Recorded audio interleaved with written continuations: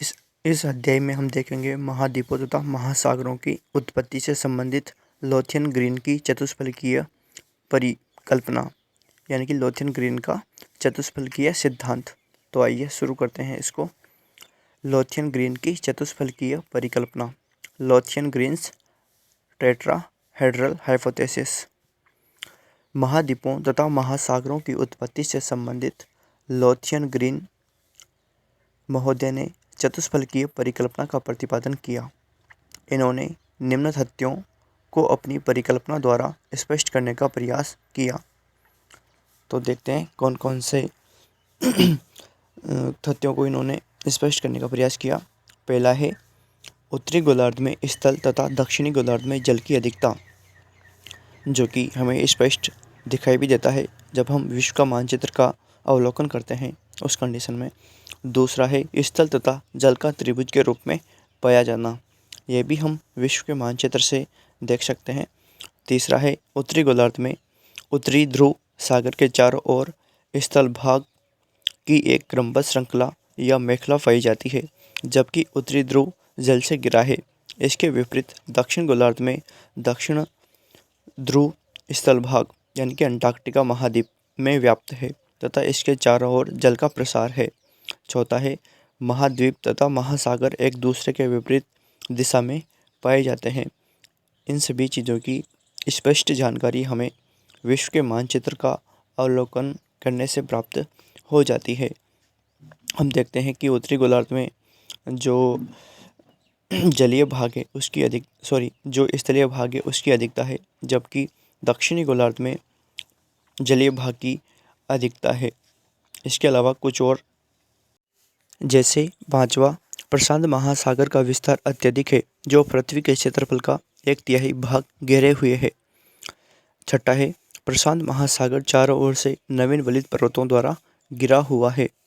इन सभी तथ्यों के आधार पर उन्होंने अपनी परिकल्पना को स्पष्ट करने का प्रयास किया। इन सभी तथ्यों को ध्यान में रखते हुए लोथियन ग्रीन ने 1875 ईस्वी में चतुष्फलकीय सिद्धांत प्रस्तुत किया। चतुष्फलक वह आकृति है जो कि बराबर भुजाओं वाले 4 त्रिभुजों, यानी कि जो कि सपाट तथा चपटे धरातल वाले होते हैं, की बनी होती है। ग्रीन ने अपने सिद्धांत का प्रतिपादन ज्यामिति के इन 2 तथ्यों के आधार पर किया। पहला है एक स्फीयर यानी कि गोला वह आकृति है जिसका आयतन धरातलीय क्षेत्रफल की अपेक्षा सर्वाधिक होता है। दूसरा, एक चतुष्फलक वह आकृति है जिसका आयतन धरातलीय क्षेत्र की अपेक्षा न्यूनतम होता है। ग्रीन महोदय ने निष्कर्ष निकाला, प्रयोगों के आधार पर निकाला, जो कि इस प्रकार से निकाला कि ग्रीन महोदय ने कहा कि यदि एक गोले के धरातल पर चारों तरफ से समान दबाव डाला जाए तो गोला चतुष्फलक के आकार में बदल जाएगा। इस सिद्धांत को ग्रीन ने पृथ्वी के ऊपर लागू किया, क्योंकि जब पृथ्वी का निर्माण हुआ तब वह एक गोले के रूप में विद्यमान थी। प्रारंभ में पृथ्वी अत्यंत तप्त थी और धीरे धीरे शीतल होने लगी। पृथ्वी की क्रस्ट सबसे पहले शीतल हो गई, परंतु उसका आंतरिक भाग धीरे धीरे शीतल होता रहा। परिणाम स्वरूप आंतरिक भाग में अधिक संकुचन आने के कारण उसका आयतन अधिक घट गया। चूंकि ऊपरी भाग शीतल तथा ठोस हो चुका था, अतः उसमें और अधिक सिकुड़न नहीं आ सकी। परिणाम स्वरूप पृथ्वी के आंतरिक तथा ऊपरी भाग में अंतर आ गया।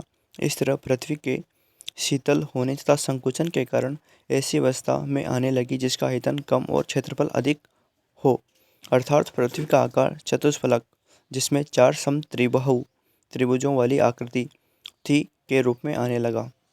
एक विषुवत चतुष्फलक में सपाट भाग के विपरीत दिशा में कोने वाले भाग होते हैं तथा ये अधिक नुकीले होते हैं, परंतु पृथ्वी के संदर्भ में कोने वाला भाग नुकीला नहीं होता है, बल्कि उत्तल तथा मोटा होता है। इन चपटे भागों पर जल तथा किनारे वाले या कोने वाले भागों पर स्थल का निर्माण होता है।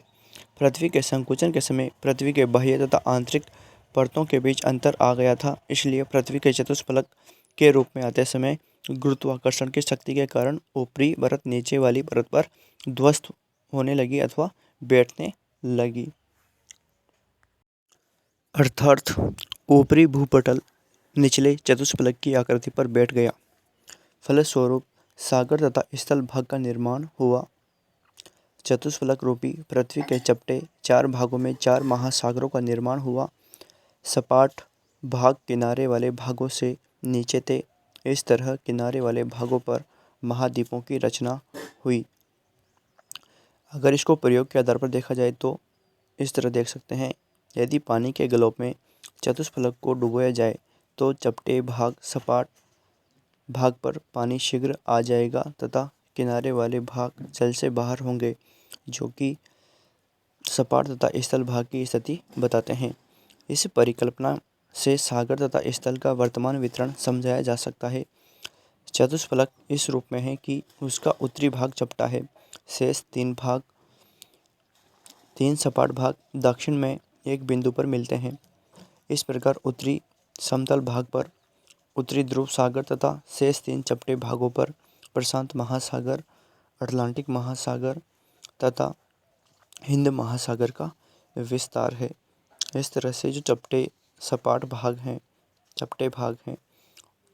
भागों पर महासागरों की स्थिति इससे स्पष्ट हो जाती है, और जो ऊंचे या उत्तल भाग हैं, कोने वाले भाग हैं, उनसे महाद्वीपों की स्थिति स्पष्ट हो जाती है। इस तरह से यह जो सिद्धांत है, इस सिद्धांत के माध्यम से महाद्वीपों तथा महासागरों की स्थिति भली भांति ज्ञात हो जाती है। यहाँ पर चित्र के माध्यम से चतुष्फलक पर जल थल का वितरण दिखाया गया है। आगे देखते हैं। इस प्रकार जल से ऊपर उठे हुए 4 कोणात्मक भागों के सहारे क्रमशः उत्तरी व दक्षिणी अमेरिका, यूरोप व अफ्रीका, एशिया तथा ऑस्ट्रेलिया और अंटार्कटिका महाद्वीप फैले हुए हैं। इस प्रकार उत्तरी ध्रुव के पास जल तथा दक्षिणी ध्रुव के पास स्थल का होना प्रमाणित हो जाता है। सभी महाद्वीपीय भाग चतुष्फलक के किनारे हैं, जो कि दक्षिण की तरफ संकरे होते जाते हैं। इस प्रकार महाद्वीपों का त्रिभुजाकार रूप भी प्रमाणित हो जाता है। इस तरह से लोथियन ग्रीन ने अपने चतुष्फलक सिद्धांत के माध्यम से